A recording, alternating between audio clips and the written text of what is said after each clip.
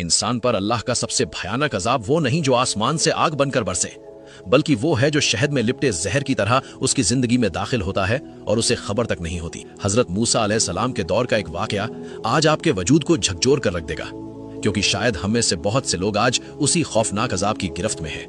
बनी इसराइल का एक शख्स जिसका नाम गुनाहों की फहरिस्त में सबसे ऊपर था, हजरत मूसा अलैहिस्सलाम के रास्ते में खड़ा हो गया।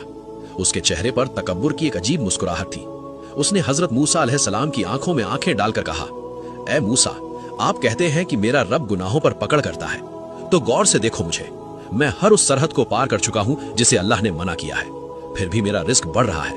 मेरी सेहत कमाल की है और मेरी तिजोरियां भर रही हैं। आखिर कहां है वो अजाब जिसका आप जिक्र करते हैं?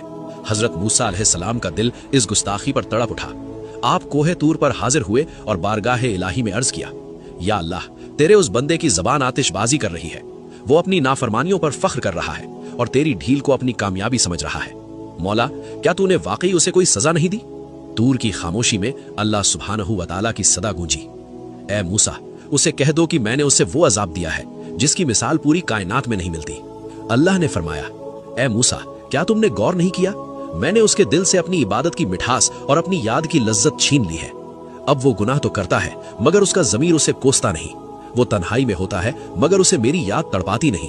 उसके पास सब कुछ है मगर उसके सजदों में वो सुकून नहीं जो एक मुफलिस के दिल में होता है। यही मेरा सबसे खौफनाक अजाब है, दिल का सख्त हो जाना। दोस्तों, आज हम भी इसी धोखे में जी रहे हैं। हम समझते हैं कि अगर हमारे पास लेटेस्ट मोबाइल है, आलीशान घर है और दुनिया हमें सलाम कर रही है तो अल्लाह हमसे राजी है।